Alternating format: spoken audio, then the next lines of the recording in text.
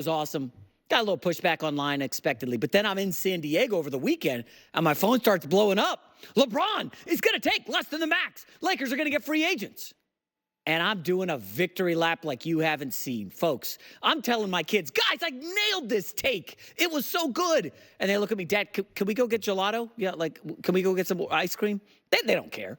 And then I text the staff here, this might have been my greatest take in 2024. Feeling good. Oh, and look, and I know all the dopey social media accounts that follow this show, and criticize us when we whiff. They're going to give me props for nailing this, right? I felt great about this LeBron take. And then it comes out, well, LeBron wants 4 or 5 guys, and slowly but surely, over the weekend, they start coming off the list. James Harden, not coming to Lakers. Jonas Valanciunas, he went to the Wizards. And then the big one, Klay Thompson. That one hurt. That stung. Klay Thompson spurns the Lakers' advances for the Mavs. And at that point, it's, oh, damn, this is depressing. The Lakers aren't going to get better. Their only signing was Max Christie. Somehow he got $8 million a year from the Lakers. So all of a sudden, LeBron looked heroic for like a 72-hour window, and then we get the news this morning right before the show, LeBron staying with the Lakers on a 2-year max deal. Womp, womp, sad trombone. It happens. LeBron tried. It was a valiant effort, and the Lakers end up with nobody. And now the question turns to, well, does nobody want to play with LeBron James? Is the Lakers brand damaged? Danny Hurley rejected them. Now free agents are giving him the Heisman. Or is Rob Pelinka just really bad at his job? And it's probably a little bit of all three, right? I mean, listen, you can't totally blame Klay Thompson for saying, yeah, I think I'm going to go to the Mavs because they got a better chance at the title, and they were just in the finals last year. And unequivocally, they're better than the Lakers. So you can't totally blame Klay Thompson, even though LeBron allegedly called Klay to recruit him. James Harden, I mean, why is he leaving the Clippers? It's his show now, right? Paul George, Clippers very clearly did not want him. We'll get to Paul George shortly. And essentially, James Harden's like, oh, damn, we got a new arena? We're going to be on TV all the time? Kawhi's probably going to miss half the season because that's what he does. And no Paul George? This is old school James Harden. I'm going to be rocking 20, 25 shots a game. Why would he go to the Lakers where he's going to be like the third banana to AD and LeBron? Obviously stay with the Clippers. The one that was kind of a slap in the face was Valanciunas picking the Wizards, the lowly Wizards. I mean, the dregs of the league. They're going to be tanking for Cooper Flagg. But, I'm sure LeBron was kind of hurt because you need somebody to guard Jokic as Nuggets have extinguished the Lakers the last 2 playoff runs. And I guess I kind of sort of am having to take like a positive reaction to this. And I know people are going to be upset because everybody wants to take shots at LeBron and hammer the Lakers. But hear me out, okay? What if the Lakers dodged a bullet by not landing Klay Thompson? Is that possible? Is it possible the Lakers dodged a depreciating asset in Klay Thompson? I know he had moments last season. I believe it was April he went off and Klay had a really, really good month. It was like 8 or 9 games. But listen, between the pouting, the benching, I don't know if it was over his contract or he's just unhappy with the demise of the dynasty. Klay had some pretty rotten moments last year, and I won't even bring up the 0 for 10 to end the season in the play-in game against the Kings. So it's possible the Lakers dodged a bullet. And I'm going to hit you guys with a bit of a truth bomb here. I looked at the Lakers roster right before coming on the show. This kind of surprised me. They have 2 guys over the age of 30 on the entire roster. 2, AD and LeBron. That's it. This is a young team. So good news, big picture, macro. Hey, Lakers, they're building something. They brought in a young, smart coach in J.J. Redick to relate to the young guys. That's a good news. The bad news is, of course, they're probably not contending for a title with this team next year. Now, they won 47 games, which is nice, but A, it's in the West, and B, they didn't get out of the first round, which I think points to a larger story in the league, and I'll pivot to this, is the end of the Big Three era in the NBA. It's over. Kaput. Done. It had a good run. R.I.P. You can write the tombstone if you want. But there are no more Big Threes in the NBA. It's officially done. And the Big Three had an amazing run. Okay? Remember, you go back, Parker, Ginobili, Duncan. They kind of ushered it in the early 2000s. And then you had KG, Paul Pierce, Ray Allen. Big Threes were in vogue. They kind of started the super teams, and then LeBron's like, okay, let me go create the Heatles with Wade, and I'll go add Bosh, and we got our big three. Then LeBron goes back to Cleveland, another big three. Then the Warriors get their big three with Curry and Clay at the time and KD. Big threes were what the league, they were driving everything. They're driving force behind the success of the league. And about 10 teams mattered, and every summer you'd see fans of about those 10 teams. How can we rejigger the roster so we can add a third star and, become one of the super teams in the league? Super teams were hot. And the NBA said, no. This ain't good. We don't want 10 teams relevant. We want parity. And the socialists in the NBA, sorry, I had to make a political reference.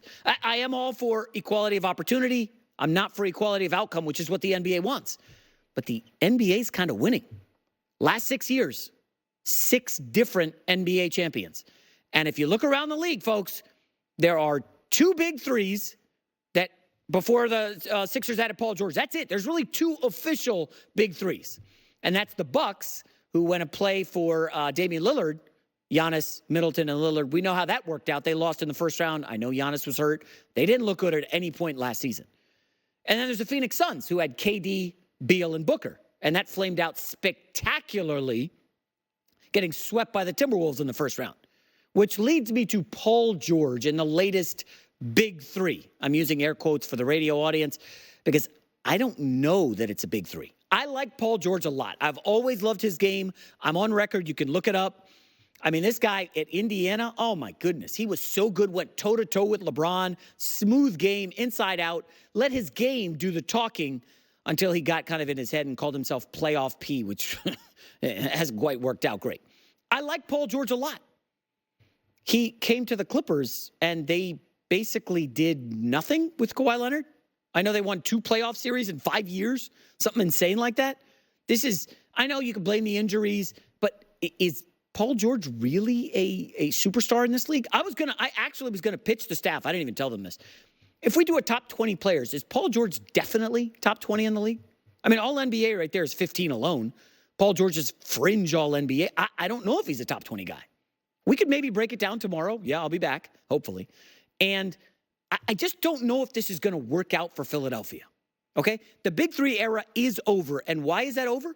Because you've got to round out your roster with minimum guys. Go look at the Bucks roster.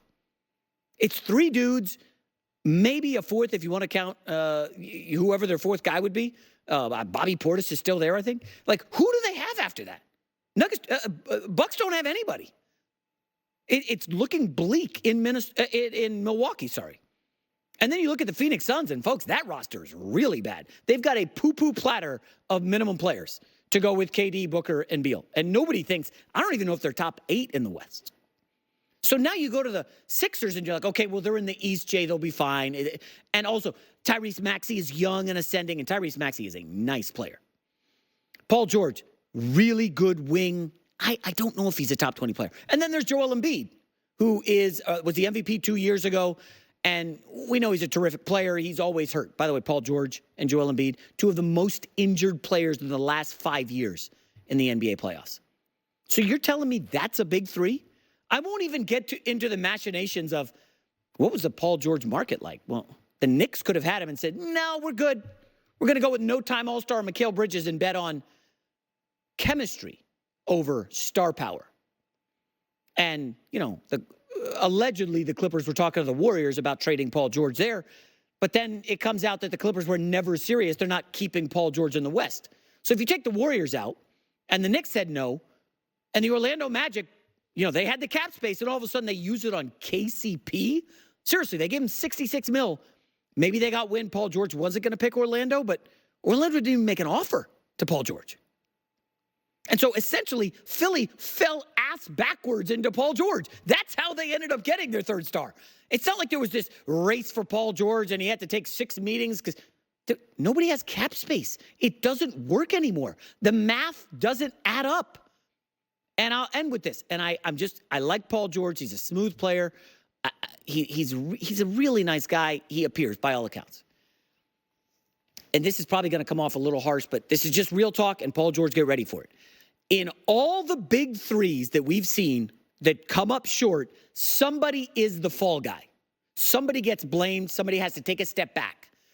Whether it's Chris Bosh with the Heatles, going from like a 24-10 guy in Toronto to, he's spotting up in the corner and he's like a 16-10 guy. Kevin Love in Cleveland. Remember what he was in Minnesota? Analytics darling. I think he was like 25-11 in Minnesota. Stats have to come back. You're playing with LeBron. And you look at some of these big threes. Somebody's got to sacrifice. And I'll ask you this, Paul George. Are you willing to sacrifice? Because I'm telling you right now, Tyrese Maxey, they love him in Philadelphia. He's a homegrown guy. He's a young talent who is big-time ascending in this league. He might be on the Anthony Edwards track for all we know. He will not, Tyrese Maxey, he will not be taking a step back. Do you think Joel Embiid is going to be taking a step back? Joel Embiid, beloved in Philadelphia. Probably not on the level of Kelsey and Hurts, but they love Embiid. He's bulletproof. The guy doesn't show up.